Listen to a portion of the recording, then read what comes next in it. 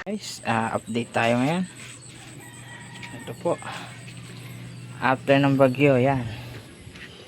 Ito ang aming senaryo dito sa amin. Yan.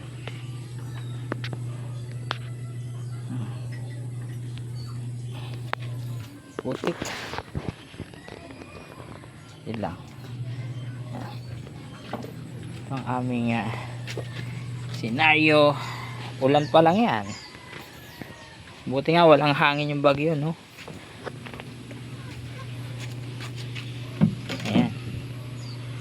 So yun, aming antita. Grabe.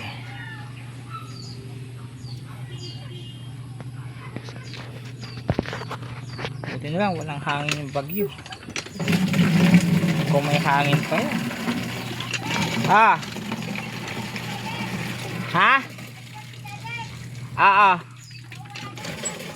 Wala nga. Tumawag sa akin. Kaya pala natawag si Remy. So yun. Pati yung schedule ng turok ng anak ko ay na-cancel. Dahil nga sa pangyayari ng bagyo. So yun yung madalas na nagiging cause pag may mga typhoons. So,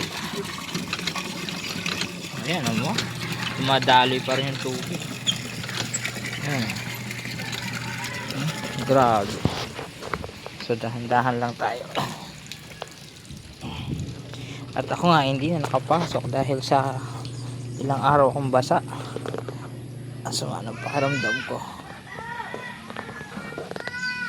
Ito po yung sa aming lugar. Ayan.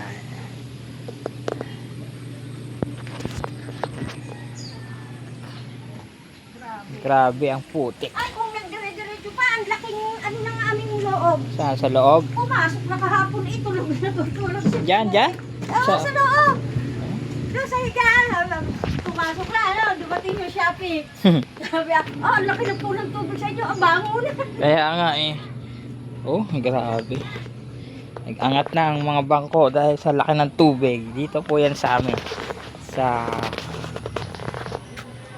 barangay San Francisco, Sitio Bugos po. Yan. So, update lang after ng malaking baha. Para kaming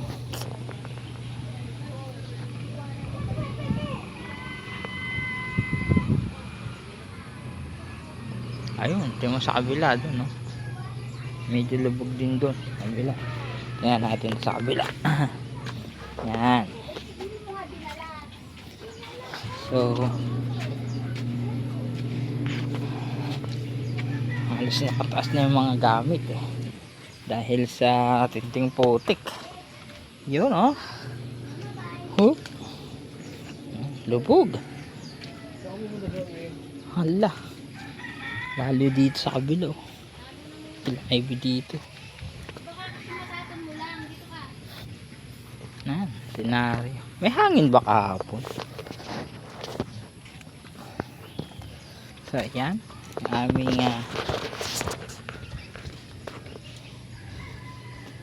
update. Grabe.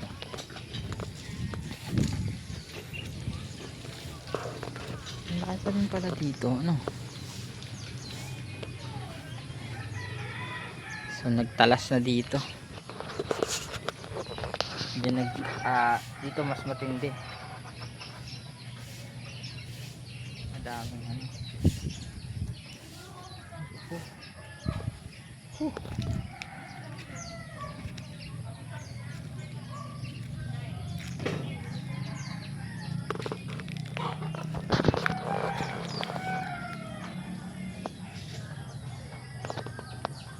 Ayan po, ito yung senaryo dito sa akin. Ayan, baha So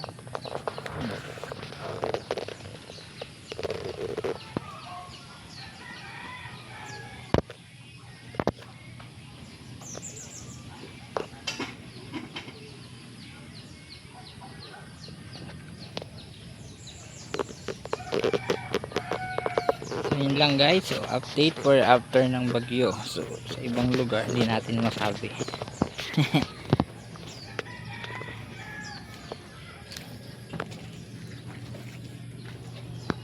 Dito kasi sa likuran namin ay mapuno, kaya mabilis makadrain ng tubig. Pero malakas ang ano dyan, malakas ang agos ng tubig.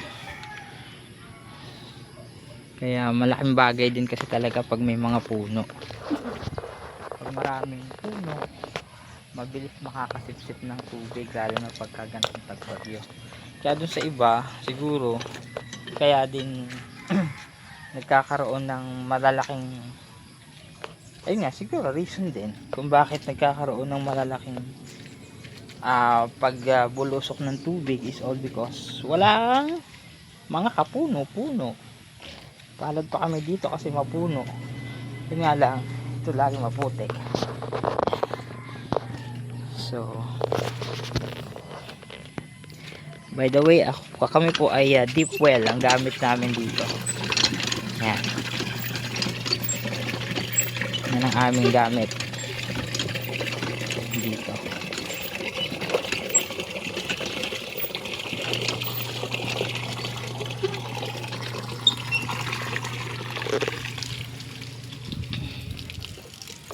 Okay.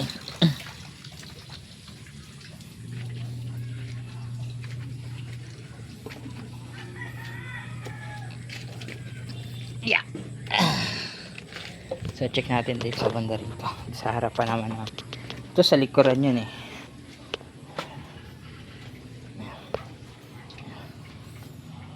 Putik. Putik. Ang lubog na.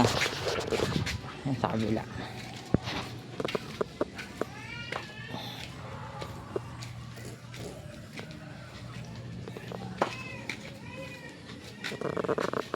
Yan.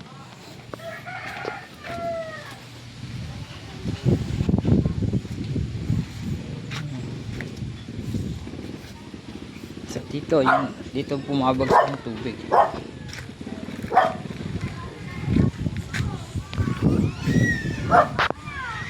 Ito baha po.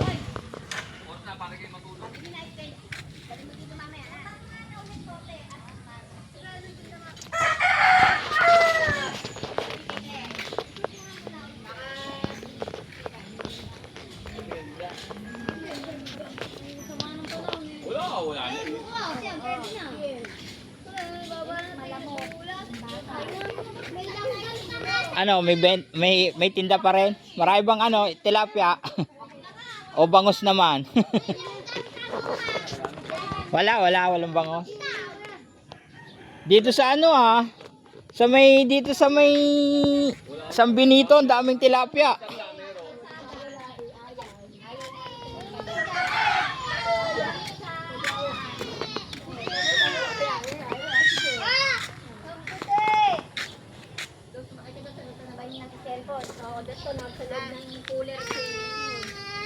Ingay mo. Ito malaking tubig din dito.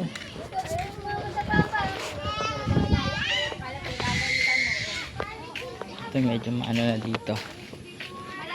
Putik.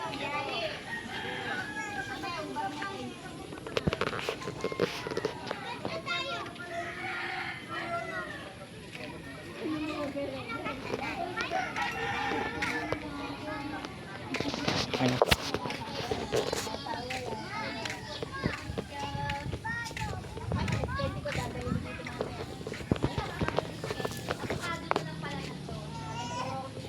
Medyo makilimlim pa.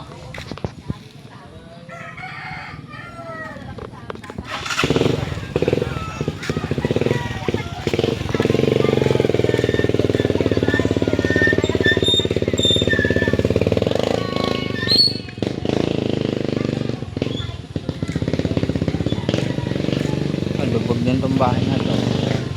Lalo dun sila Regan dun. Hindi na dun pala masyado.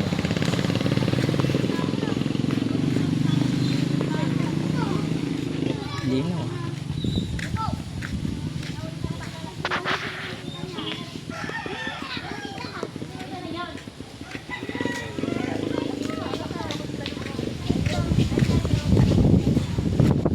Ayan, nalakas na naman ang hangin. Huwag ka nang babalik. Oh, grabe.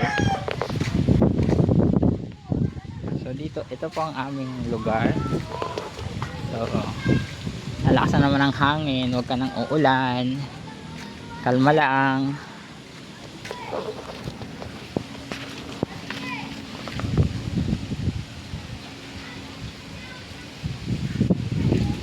Huwag ka nang uulan. Okay? Oh.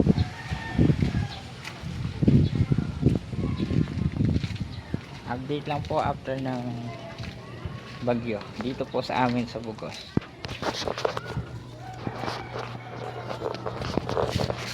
Bye guys.